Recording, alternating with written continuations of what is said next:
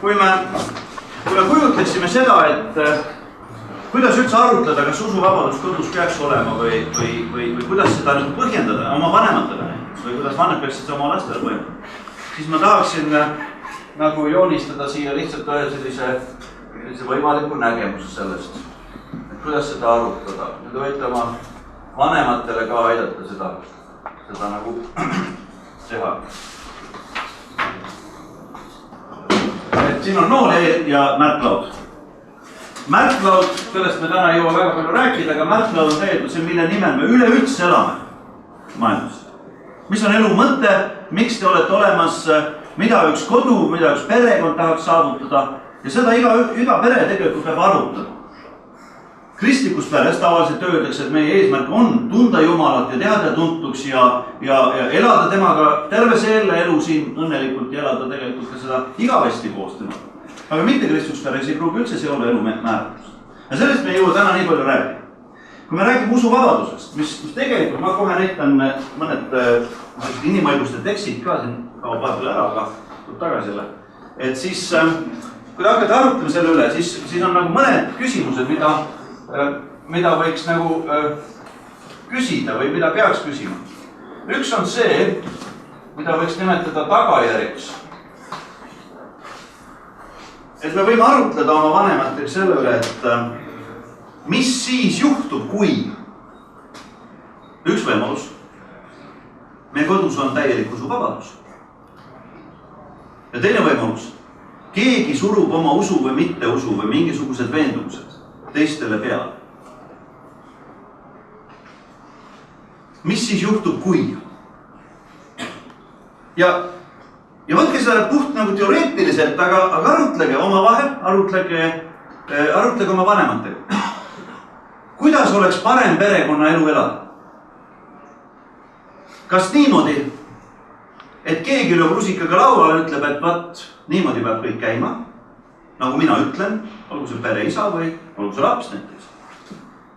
Või inimesed võivad praktiseerida oma isiklikke veendumusi ja üheskoos ka konsensuslikult jõuda selleni, mismoodi me tahame elada. No näiteks minu peres oli see, et isa ütles, et jah, mina tahaksin, tema pere pea, mina tahaksin, et poisid te käite kirikut püha peal.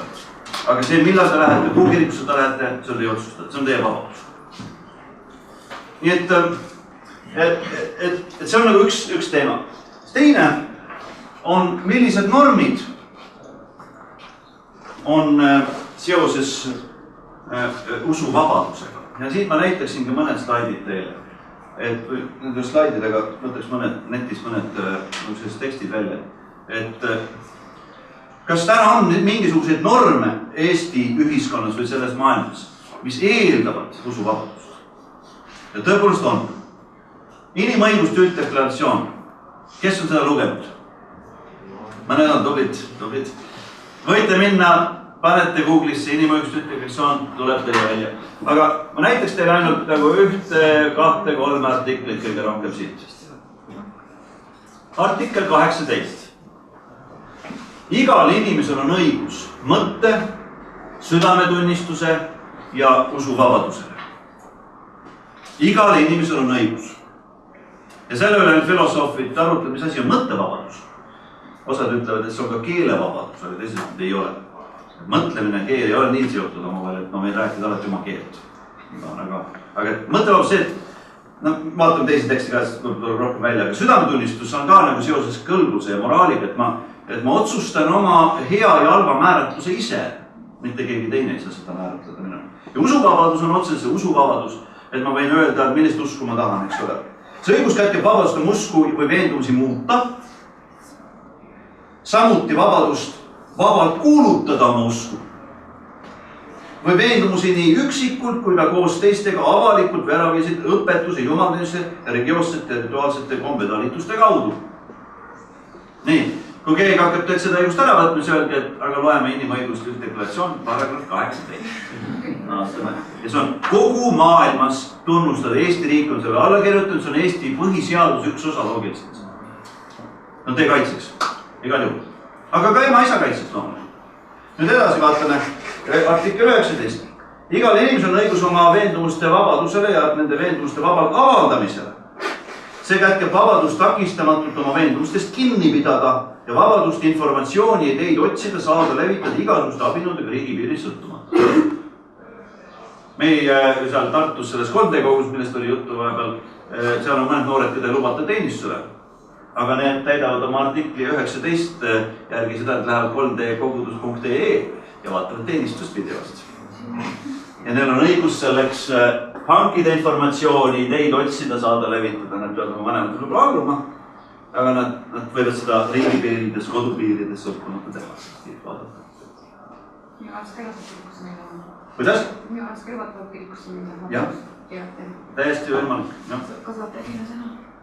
Ja viimane artikkel 20 seondub ka nagu sellega, et igal inimesel on õigus rahumeelse kogunemise liitumise vabadusele.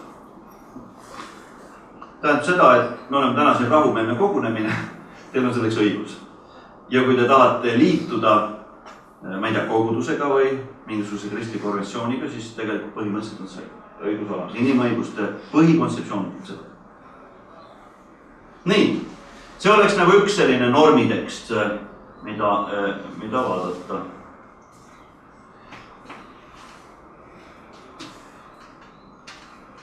Ma ei saa enam tagasi siit välja, kuidas ma siit välja saan.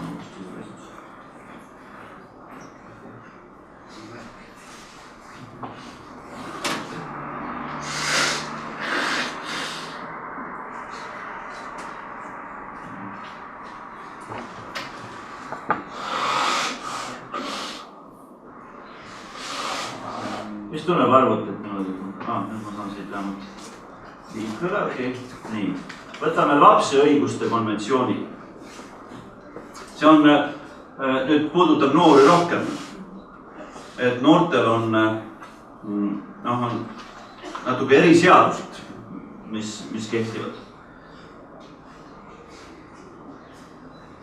See puudutab lapsi, noori, teismelisi, ütleme niimoodi. 14. Osalisriigid austavad lapse mõtte, südametunnistuse, usu vabadust. Sellega on ka ühinenud Eesti. Osalisriigid austavad vanemate ning vajadusel seaduslike hooldajate õigusi ja kohustusi suunata lastele õigusega, mis iganes siin on siis nüüd, õiguste rakendamisel lapse arenevate võimete kohaselt. Vabadust väljendada oma usku või tõekspidamisi võib allutada vaid sellistele piirangutele, mis on ette nähtud seaduses ja vajalikud riikliku julgeoleku, korra, tervise ja kõlbuse või teiste inimeste põhiõiguste vabaduste kaitses. Et kui keegi hakkab lapse usku, noorte inimeste usku piirama, siis seda võib ainult väga rangete eeskirjade järgi, mis võiksid kahjustada Eesti riiki, satanistid. Need ei ole siiamaani ära registreeritud Eestis. Ja satanistid ei tohi olla Eestis, selles mõttes, et see on illegaalne organisatsioon. Sellepärast, et kardetakse, et satanism võib tekitada ühiskonnas nagu suuremad probleemid. Ja samuti siin on jälle, et lapse õigust moodustada ühinguid ja vabadust rahumeelseteks kogunemisteks ja jälle need kitsendusi võib teha ainult nagu teatud väga rangete põhjenduste põhjal. Ehk siis lapsed võiksid käia pühapäevakoolis lapse õiguste konventsiooni järgi ja nad võivad tulla noorteõhtutele ja nii edasi. See on ÜRO reegel. Nii.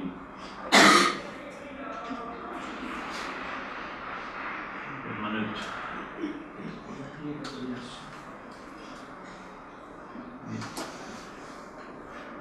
oska siin liikuda.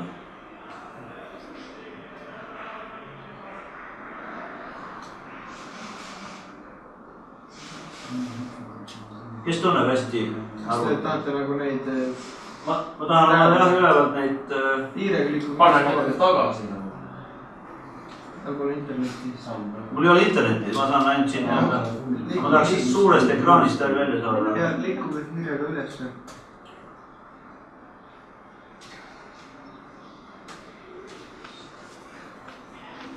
Aha, no näed, saad. Okei. See on siis karistusseadustik. Mida ma siit tahtsin teile näidata, ma olen meeles, see on nii pikk. Ja see on usu teema on eraldi vist kuskil.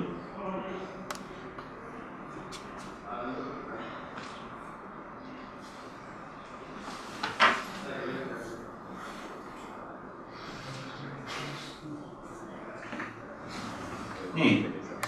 Põhivabaduste rikkumised karistusseadustiku järgi.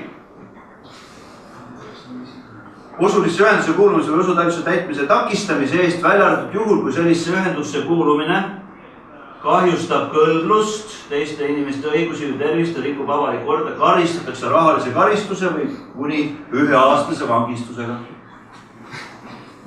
Vanematega ju tüli lähete.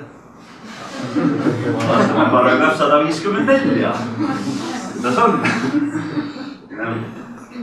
Ma ei taha kuidagi luua nagu seda kujutlust, et me peaksime nagu minema selles mõttes joki peale, et juriidilise keele peale, sest perekonnaelu ei ole kunagi juriidilist laadi, vaid see on teil moraalset laadi, see on armastuse põhine, see on usaldusel, suhete põhine.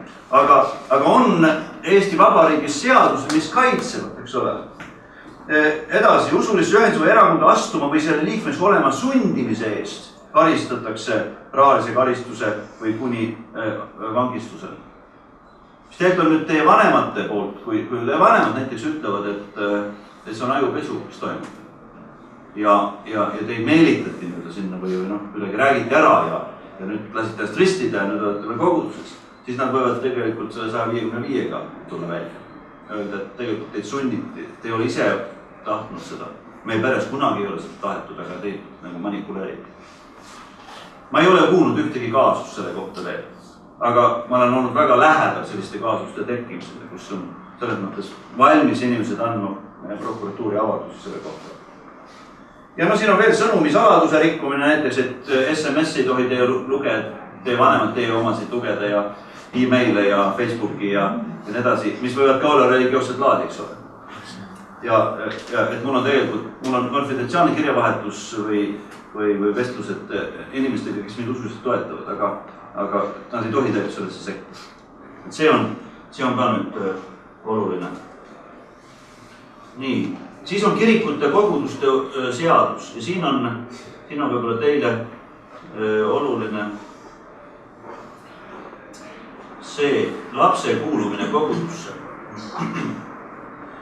Iga isik, kes on vähemalt 15-aastane, võib iseseisvalt astuda koguduse liikmeks või lahkuda kogudusest vastavalt põhikirjas ette nähtud korrale. Kui te olete 15, siis sellest hetkest peale põhimõtteliselt, et ei tohiks olla vanematel enam õigust öelda, et kas sa lähed sinna kirikusse või lähed sinna kirikusse. See on minu kogudus, ma otsustan, see on noorteorganisatsiooni põhiliselt samamoodi. Ja siis öeldakse, noorem kui 15-aastane laps võib kuuluda kogudusse oma vanemate või eeskostja loal. Vanasti oli veel niimoodi, et alla 12 aasta võis kuuluda ainult oma vanemate kogudusse. Aga see võeti maha sellepärast, et see võib olla usuvabaduse piiramine. Sest 6-aastane laps äkki käib teise kiriku pühapea koolis ja tahab hoopis sinna kuuluda, aga ta tohib kuuluda ainult nagu oma vanemate usku. Et see võeti maha. Nüüd on vanem pead andma loa kuni 15. Nii, see on üks nagu oluline moment. Ja muidugi Eesti Vabariigi konstitutsioon, mis on see kõige põhilisem asi, et siin on ka tegelikult öeldud, et igaühel on usuvabadus. Igaühel on südametunnistuse, usu ja mõtte vabadus. Kuulumine kirikutesse ja usuühingutesse on vaba, riigikirikut ei ole. Ja edasi, igaühel on vabadus nii üksinda kui ka koos teistega avalikult või eraviisid täita usutalitusi, kui see kahjusta avalikku korda, tervist ega kõlbust. See on Eesti Vabariigi põhiseadus ja kui mingid muud argumenti enam ei ole, siis te võite öelda, loeme põhiseadust 40. See on kõige olulisem dokument. Sellest lähtuvalt tõlgendades kõiki muid tekste ka Eesti Vabariigis. Nii, rohkem neid slaide ei näita, aga mida ma tahan öelda, et kui räägite kodus, eks ole, üks oli see, mis siis juhtub, kui me teeme ühte või teistmoodi, kas usuvabadust on või ei ole või piirame seda või keegi ütleb nii. Et mismoodi me elame siis, kuidas meil läheb peres. Teine asi, võtame lahti normid. Vaatame, mida normid ütlevad täna Eesti Vabariigis. Ja kui me ei allu nendele, siis me oleme seaduse rikkujaid, me oleme kurjandlikud. See on oluline moment. Ja nüüd, kolmas asi on väärtused. Väärtused on need suured sihid või eesmärgid, mida tahetakse üleüldse elus kätte saada. mis on elus oluline, see võib olla, tule sisse. Siin on teisigi seiseid. Ja seal on üks tool veel.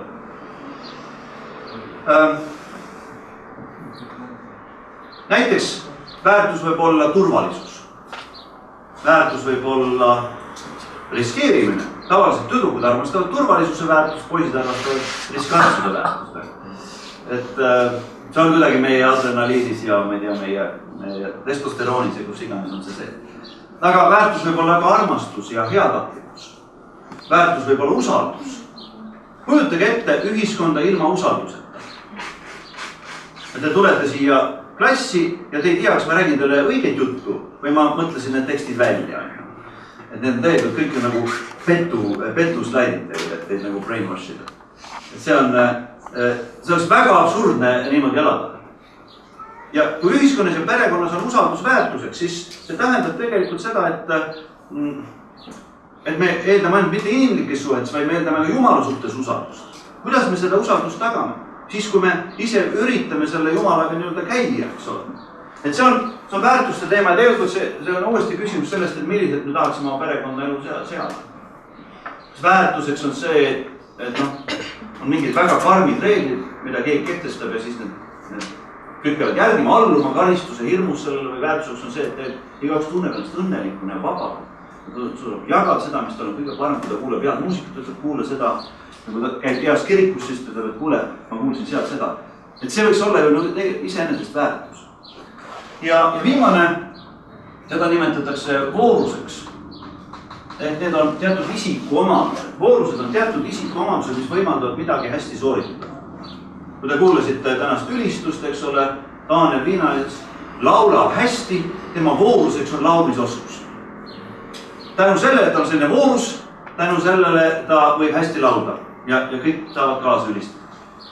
Ja need voorused ei ole ainult nagu mingid pädevused või oskused, vaid voorused võivad olla ka teatud isiku tunnused. Näiteks sõbralikkus on voorus. Usaldusväärsus on voorus. Ja nüüd te võite kodus arutada selle üle, et võrdleme nüüd kahte noort. Üks käib, paneb pidusid, tuleb öösel koju, purjus, ma ei tea iganes. Tõtalaps, kellel on juba keskkooli lõpuks 20 partnerit olnud, mõtleme ainult, eks ole. Millised isikuomadused tema elu iseloomustavad? Ja mida tema hästi sooritab? Ja millised on need noored, kes käivad kirikus, käivad noortekatel, käivad piiblipäevadel? Ja millised isikuomadused tulevad nende elus esile? Ja nüüd ma kujutan ette, et kui te oma vanematega saate rahulikult nendest asjadest rääkida, siis tegelikult, kui te käite selle tiiru nagu läbi, need 4 momenti siin, et see on üsna loogiline. Vanemad peavad ratsionaalselt aru saama, et usuvabadus on täiesti normaalne asi. Ja kui me seda keerame või piirame, siis me saavutame tegelikult vangla, me saavutame olukorra, kus keegi ei taha enam kodus olla ja kus asjad hakkavad toimuma nii, nagu nad ei peaks. Nüüd, miks on raske vanematel, kes ei ole kristlased, kes ütlevad, et Jumal üldse olemas, ja miks on nendel raske teie usuvabadust nagu lubada, on see, et nende maailmapilt on teistsugune. Ja selleks on see kolmik siin. Et vaadake, igas maailmavaates, igas sellises maailmavaateliste veendumuste kogumis on 3 põhilist teemat, millega inimesed tegelevad. Ja need on Jumal, loodus ja inimene.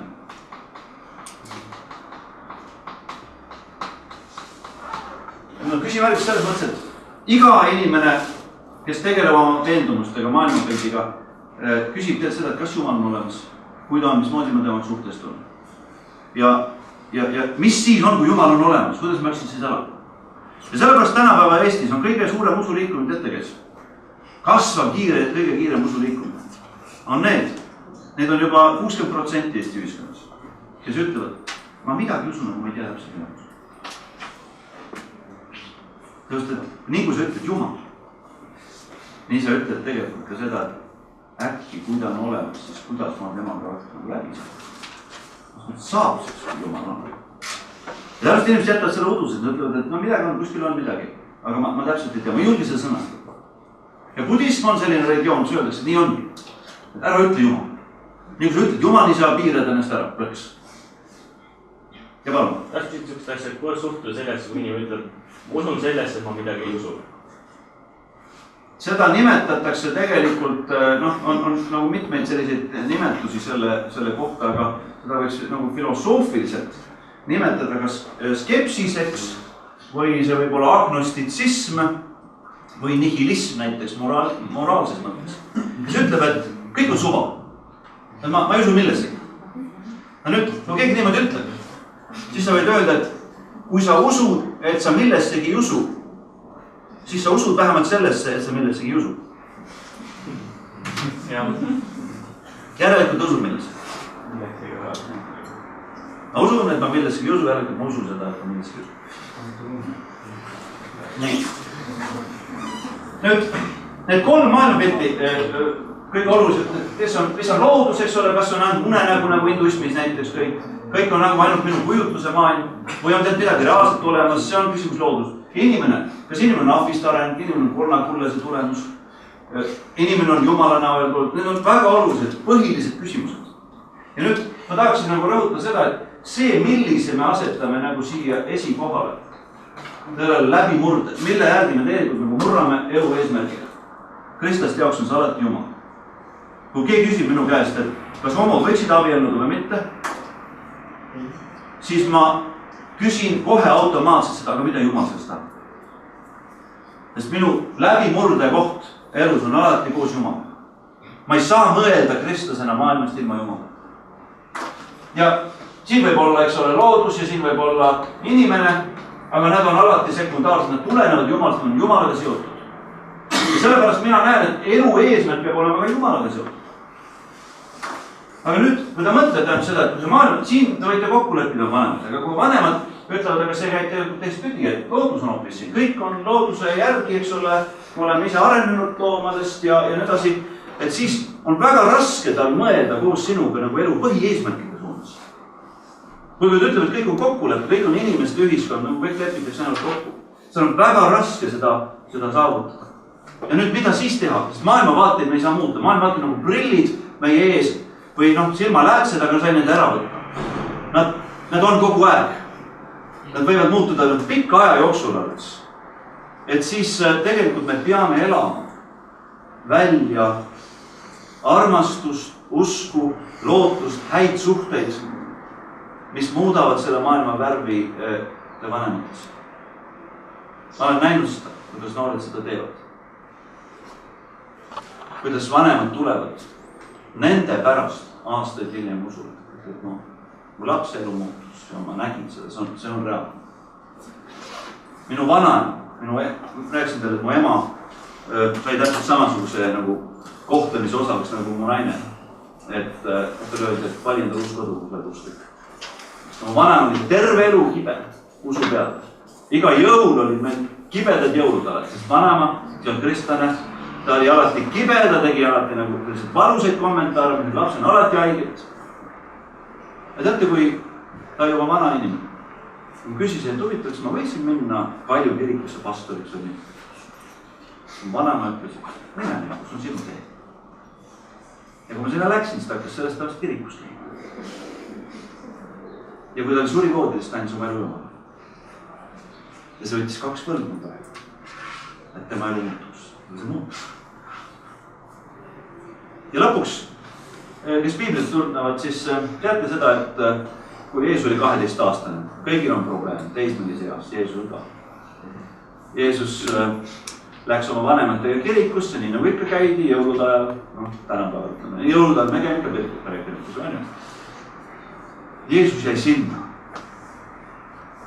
Vanemad läksid ikka koju pärast jõule, Jeesus jääb kirikusse. Ongi seal, ütleb, siin ongi minu koht, see ongi minu kodu. Ja vanemad muretsevad ja otsivad, kus sa oled. Tegelikult kujundlikus mõttes, vanemad otsivad võib-olla teid ka, et kus sa oled mu tütar või mu poeg. Ma ei näe sind enam kodus. Ma ei näe sind enam nendes suhetes. Sa oled läinud nagu teist teed. Ja siis, kui nad leiavad Jeesus sealt, siis Jeesus ütleb, aga miks te nüüd otsite, teate nii kus ma olen. Ja see on vanematele väga tähtis, nad teavad, kus need lapsed on. Andke alati informatsiooni oma vanematele, nad teavad, kus te lapsed on. sellepärast nad muretsete pärast, nad armastavad teid ju tegelikult. Sellepärast nad ongi teie usu vastu, et teid armastavad. Nad ei tea, et need asjad koos palju parem toimub. Aga panite tähele seda, kes on lugenud Piiblit, et kui vanemad tulid ja ütlesid, et kallis Jeesus, lähme nüüd koju. Et siis Jeesus läks nendega koju. Ja siis öeldakse, et ta oli nendele allaheitlik. See tähendab, ta kuulas nende sõna, ta kuulas nende arvamust. Ta võttis neid väga tõsiselt. Ta pidas neist lugu, ta austas neid. Ja teate, siis öeldakse midagi. Enne seda, kui Jeesus teismelisena templis ära kadus, öeldakse, et Jeesus kasvas füüsiliselt, kasvas vaimulikult, armus Jumala juures, kasvas tarkuses. Aga pärast seda juhtumit öeldakse, et Jeesus kasvas füüsiliselt, Jeesus kasvas tarkuses, kasvas armus Jumalas, kasvas ka armu inimeste silmis. Ma mõtlesin, et Jeesus pidi ka arenema. See, kuidas tema oma vanematega läbi sai, see määras, millised olid temasse suhtumised ja see suhe tegelikult lõpuks tema isikusse. Ja kui Jeesus sureb, on ka tema ema seal risti all, et usub oma poeg. Et tema pojal on täita oma missioon, mis muutub kogu aeg. Ja ma arvan, et kui te teete seda hästi, usus, lootuses, armastus, siis te olete ka samani jõudnud. Aga nüüd olen ma valmis vastama küsimustele, kommenteerima, kui te tahate vastu väita midagi, olge head. Kui tahate veel mõnda teksti otsida siit internetis, siis leiame, aga kasutame nii palju, kui meil on aega. No ütleme nii, et lõpetame natuke pärast 12, 5 pärast, 10 minutit oleks aega. Kuidas? Ahah, no siis te võite seda tunnistada, nii ongi. Ta on omal olnud. See on üks jama, kes ütleb, et minu lapsed teid usuvad. Tänu sellele viimane peab lubada üldeks. Tänu. Mul on see küsimus, et tihtipeale, kui on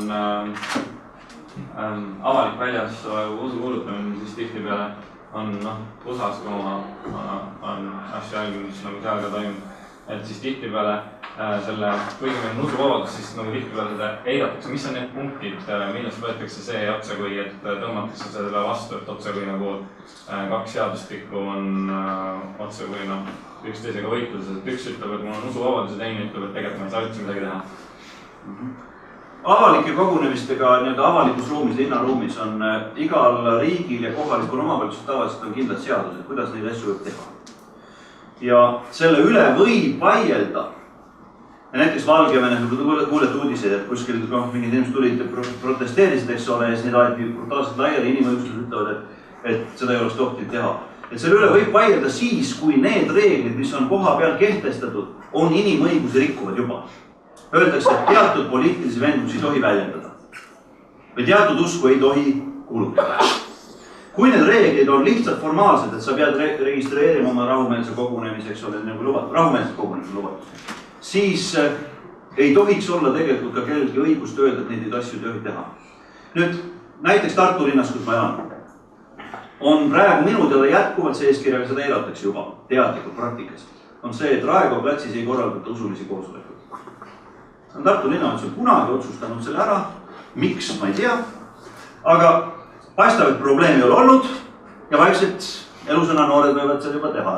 Ma olen ise ka olnud seal, kui nad on laulnud ja ei tunnistanud. Aga võib-olla niisuguseid kohti, mille suhtes öeldakse, et selles paigas me ei taha sellepärast, et see on mingi teine tähendus sellel. Päris hea on, et kui kirikusse ka ei tuleks iga üks ja hakkaks seal tegema ükskõik mida, eks ole. Viljandis oli siin hiljuti üks väga suur juhtum video, keegi tegi mingi alati naisest video Viljandi kirikus, eks ole, öeldakse, et kirikus oleks toht teha. Et sellest mõttes on selline vastastikune ühiskondlik kokkulepe. Aga mingit muud põhjendust ma ei saa aru. Kui see ei eira, eks ole, teiste inimeste õigusi ja vabadusi ja nii edasi. Ja üks asi on veel, kriminaalkaristikus on tegelikult see olemas, et keegi ei tohi õhutada vihavaenule ega vägivallale. Ja kui ma lähen nüüd kuhu iganes Pärnus kuskile sinna Eesti Vabariigi väljakuulutamise trepile ja ütlen, et kõik ateistid ahju. Et siis tegelikult mind ja olge ettevaatlikud, ärge öelge nagu mingite gruppide kohta lihtsalt, homod või satanistid või et lööme need risti. te rikute sellega seadust ja tegelikult te võite väljendada oma veendumusi, aga te lähete üle piiri, mida ühiskond ütleb, et nii ei tohi. Sama pöördu meie enda vastu. No siinkohal mul tekib see küsimus, et kumb siis on siis tegelikult ikkagi meile seaduseks, et samamoodi nagu suurkohus ütles Paulusele, et sa ei tohi umbes enam kuulutada ja kõikidele kristlastele ütles, et kuulge, et te lähete surma, et teiega lihtsalt ei saa midagi teha, et see on lollus, eks ju. Ja kumb siis ikkagi lõppkokkuvõttes on seadustik, et Paulus ütleb meile selle peale, et kui teil oleksid samasugused veendumused, keda te ise kuuleks, et kas inimesi või Jumal. Et kumb on siis suurem, et kas siis Jumala teadustik ikkagi ja Jumal ütleb meile, et minge kõike maailma ja tehke kõik rahvad Matteuse lõpus. Et kumba siis, ma näen väga suurt konflikti, et tihtipeale nagu... Igal juhul Jumalat apostlid ka Jumal tuleb kuulata, selles mõttes see on selge. Aga kas minul on õigus ja kas Jumala sõnas on see olemas see koht, et ma ütlen, et näiteks kõik homod lähevad lõppu. Sellist kohta ei ole. Ja kui ma ütlen, siis ma lähen üle piiriga Jumala mõttes. Jumal otsustab ilmselt kohtupäeval, kes kuhu läheb. Ehk siis ma pean kuulutama piibli põhiselt. Mis ole? Ma ei saa öelda rohkem oma arvates, kui piibel lubab seda öelda. Mida ma võin öelda on see, kui ole piiblis on loetud ette patud, kes ei päri Jumala riiki. See on üldine reegel. Aga ma ei saa öelda, et Jumal võib ilmselt kohtupäeval kedagi päästa, siis tema oma viimase hinge tõmbe juures ütles, siis on ta nagu lantakse terve elu satanist. Ja siis hüüab, Jeesus annab oma laseks. Aga sellest, et kes enam ei ole seda. Jah, aga et me ei tea seda, me ei saa seda nagu kontrollida. Kõik jääb lõpuks Jumal otsustada, on ju? Ei, seda kindlasti jah, aga ma siinkohal sellega väga ei nõustu, et nagu nii liberaalseks siinkohal nagu mis ikkagi, kas meil siis on ikkagi Jumal, kas Jumal seda ikkagi ütleb midagi või ei ütle nagu midagi? Ütleb küll, aga meie ei otsusta seda, kes läheb põrgu või taha. Ei, seda kindlasti me ei otsusta, aga mida Jumala sõna ütleb meile selle kohta, seda me saame kirjast tuletada tulenevalt Jumala sõnast. Jumala sõna annab pigem nagu positiivse plaani. Ütleb, et kõik, kes usuvad Jeesus pääsevad. Jumala sõna ei anna negatiivset, et need, kes seda tegid, juba kõik on võrdus läbi. See inimene kaotas lootuse. Ja seda kindlasti jah. Jumala sõna on teise perspektiivi, me peame kuulutama positiivselt Jeesus Kristus, mitte kedagi nagu, ma ei tea, tulla panna. Aga räägime sellest pärast edasi, sest teist tahad kõuge küsida. Kommentaariks ütlen seda kogunemist teile, et kui te 2 tundi selle Eesti Vabariigis ükskõik mis punktis ette teatate, et te tahate koguneda suurema grupiga tänavale, registreerite selle ja see on lubatud teile, et kui te 2 tunni pärast jõuate Tallinnasse, praegu lähete politseiprefektuuri osakonda siia jaoskonda, ütlete, et kogunete Tallinnas kuskil platsi peal, see on luba olemas teil. Et jälgige neid asju. Siin räägib Eesti politsei, ta on Eesti politsei kaplan. Kuskil mujalt, siis küsige Ago käest. Meigo, kuidas see on laste kasvatamise ja distsiplineerimisega, sest piibel ütleb, et teatud sorti kasvatuse viib lapse Jumalast eemale, teatud sorti ja distsiplineerimine viib ta Jumalale lähemale. Et mil viisil, kuidas peaks last nagu usuliselt karistama nõnda, et ta ikkagi leiaks Jumala, keda tahab sõnakuulelikult jälgida. Kuidas selle karistamisega on? Jah, ma olen oma lapsi ka karistanud ja olen ise saanud karistada, aga karistus peab alati olema õiglane. Ja ma mõtlen selle seda, et selles mõttes peavad olema nagu kõikidele võrdväärsed reeglid perekonnas. Jakob, kui ta oli pisike poiss, tuli ühe päeva juurde ja küsis, et issi, miks sina kunagi ennast ei karista? Ja see oli nii sügav filosoofiline küsimus, et ma ei osanud teile vastata. Ma ei mäleta, kuidas välja pingib. Aga kui laps saabki aru, et issi karistab kõiki teisi, aga ta enda suhtes need reeglid kunagi ei kehti, siis laps ei usu seda karistust. Hakkab seda vastu võitma. Karistus peab olema alati õiglane, kokkulepe. Ja mulle tundub, et Jumal ei karista meid ka enne, kui me teame täpselt, mida me oleme teinud valesti.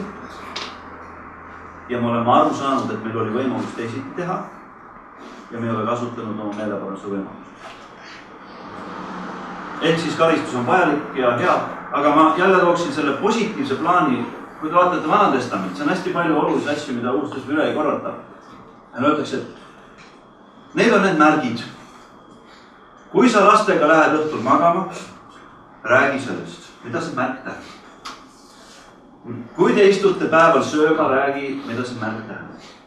Mida see märk tähendab? Olime kunagi orjarahvas Egiptuses, aga Jumal tõi meid välja ja päästis meid. Ja mina olen terve oma lapsepõlve nagu kuulan neid märke nüüd, miks me palume Jumal, miks me täname Jumalat? Sellepärast, et Jumal on meile nii tohutult palju andnud. Ja kui õhtupalve on, et siis me täname Jumalat sellest, mis on nagu korda läinud. Ja ma kasvasin selle sisse, et Jumalat võib paluda. Mul vend sai male mängu kingitud, kui ma olin väiksed 4-5 aastat, eks ole, sünnipäevaks, ja pisike taskumale, väiksed nupud paned auku niimoodi. Ja üks nupp kadus ära. Kadus ära. Ja me panime vennaga põlved maha, siis me palume, et Jumal aitab sulle üles leida. Ja otsisime toa läbi, ei ole, ja siis palume ja siis tõuseme üles ja mõnu venna põlve juures on see nupp täpselt. Ja see positiivne plaan, need on need märgid, mis teid jutustavad, et meil tasub koos Jumalaga käia. Et me peaksime nagu pigem seda positiivset perspektiivi tooma esile ka laste suhtes, kui nagu negatiivsega. Mina mäletan oma lapsepõlvest, et mu isa kunagi urjutanud ei nii-öelda ähvardama saint pritsega, aga kunagi meil nagu hirmu selles suhtes, et mine tea, mis nüüd jälle juhtub. Aga mäletan mul sellele vaatamata oli hirm, et äkki ma lähen põrgus. Ja ma ei osanud uskuda Jumalat rohkem sellel hetkel lapsena. Äkki ma lähen ikka põrgus. Ja see oli terve lapsepõlv nagu see hirm, et äkki ma lähen põrgus. Ma ei osanud uskuda, et Jeesus on mind juba päästnud. Ma käisin 5 aastat eespool, ikka ma kartsin, ma lähen põrgus. Et lapsed on hästi emotsionaalsed, ei suuda ratsionaalselt kontrollida, et see emotsioon pole nagu õige see. Kui mina oma lapsi karisin, siis ma alati pärast seda, ükskõik mis see karis oli siis, ma võtsin nad sülle kallisse neid ja armasse neid. Ma tahtsin, nad saavad selle emotsiooni lapsena, et see kõik tegelikult kuulub nagu meie sellesse armusse. Ja siin võiks jälle ka pikemalt rääkida, aga Mart ei saanud targem, sest tal on teised lapsed ja kasvatab kidenud ja mul on juba 20 aastat tagasi kõik olnud. Nii. Keegi midagi veel usuvabaduse kohta kodus? Mul oleks üks natukene teemaväline küsimus. Et võib-olla paljud on ka teadnud või kuuldud sellest, et kuskil Lõuna-Ameerikas või kuskil oli üks tüdruk, kes nägi mingit visiooni taevas või põrgus. Ja ma kuskilt nagu lugesin teie kommentaarid, et nagu see ei ole kuidagi piibliga nagu kooskõlas natuke. Et võib-olla kommenteeriti natuke. Põhimõtteliselt, mul ei ole palju lisada, mida ma ütlesin tookord sellest välja. Ma lähtusin sellest oma südame sunnist, mida ma olen õppinud jälgima kui pühaval juhtimist oma elus. Need on teemad, mida ei saa nagu ratsionaalselt tõestada ega matemaatiliselt arvutada, et nii või naa. Ja ma lihtsalt ühel õhtul sain aru, et ma pean seda tegema, ütleme seda oma arvamust selles osas. Ja me võime samamoodi nagu minna siit seda, et mis siis juhtuks, kui me hakkame selliseid ilmutusi, kus öeldakse, et vaata Riivo on põrgus, mina olen põrgus või nimeliselt. Mis siis juhtuks meie kogudustes? Okei. Ütled meie oled põrgus, okei. Aga kui sa pöördud enda vastu? Teie noorte juhtud pastor ütleb, ma nägin ilmutused, vaata, te olete kõik põrgus. Kuidas see nagu hakkab tööle? Tagajärjed, väga keeruline. Normid, ma ei leia piiblis seda, et piiblis oleks ära nimetatud ette juba inimesi, kes läheb põrgus. Viimne kohtupäev, seda kogu piibel räägib, viimne kohtupäev, Jumal otsustab nende asju. See on meil ajaloos on sees, võib-olla Jumala jaoks on see minevik, aga meie jaoks on sees. Väärtused, pigem armastusega, pigem usaldusega. Ja voorused, mulle tundus seda ilmutust lugedes, seda eellugudeed lugedes, et seal on väga palju kummalist ja natukene kahtlast. Selles mõttes, et mismoodi seda tüdrukut salviti enne, et ta üldse ära sureks ja mis seal üldse toimus, ma ei tunne neid inimesi, mingi kahtlane anonüümne jumalamees oli, kes tegi seda kõike. Aga siin ma ütlen, et ma võin eksida, ma olen lihtsalt ekslik inimene, patune inimene ka ja võib-olla ma eksisin, aga seda ma tegin oma kõige parema äratunnes järgi, et kaitsta seda elumuutat usuliikumist, kus me täna oleme. Ma saan aru, et Piibel nagu ütleb ka, et nagu ka saatan võib nagu võtta valgusingli kuju ja meid nagu ilmutada meile sellel nagu viisil. Aga nagu seal ilmutuses oli kirjas, et nagu Jumal ütles talle, et sa pead seda nagu jagama. Või no umbes nagu selline mõte, et kui sa seda ei jaga, siis nagu sa lähed põrgusse. Et kui nagu mina näeksin sellist asja, ja ma näeksin neid inimesi, noh, ma ei tea, kas ta valetas või mitte, no, et kes ta nägi neid inimesi seal põrgus või nii. Aga kui nagu mina näeksin sellist asja nagu ja Jumal ütleb mulle nagu Jeesus tähendab, et kui sa nagu näed sellist asja, et sa pead seda inimestele jagama, muidu sa lähed põrgusse. Mina teeksin seda ka, kui ma midagi just näeks, ma jagaksin seda ka. Minu küsimus on lihtsalt see. Ja üks aspekt võib olla veel ja seda nagu veel keerulisem põhjendada, et see võib olla adekvaatne sellele kogudusele ja sellele kultuuri kontekstile seal Kesk-Ameerikas. Aga kui see läheb vohama nagu üle maailma, et ma nagu selles mõttes julgen jääda nagu eriarvamusele ja ma konsulteerisin siiski tuntud ja minu jaoks kõige usaldusväärsemate vaimulike inimestega enne seda ka. Ja homme teate, et Toomas Hendrik Ilves ja kogu maailma juhid lähevad kokku Rooma, kus kuulutatakse paavst Johannes Paulus Tõntsaks. Ma arvan, et see on teine hääldus. Me ütleme, et see inimene igal taevas. Ja see inimene mitte taevas, vaid see inimene on palvetu tema poole. Et see on nagu, see on teine hääl, eks ole. Aga nüüd üks inimene ütles mulle, et ma lugesin ennast, mõtlesin, et päris nagu huvitav ilmutus. Aga ma jõudsin sinna, et Johannes Paulus teine on võrgus. Ma leidsin, et see on küll valetus. Ja seda inimest ma usaldan, tema vaimult tunnen, sest ma tunnen ta teised. Aga ma ei tahaks sellest ka rohkem rääkida.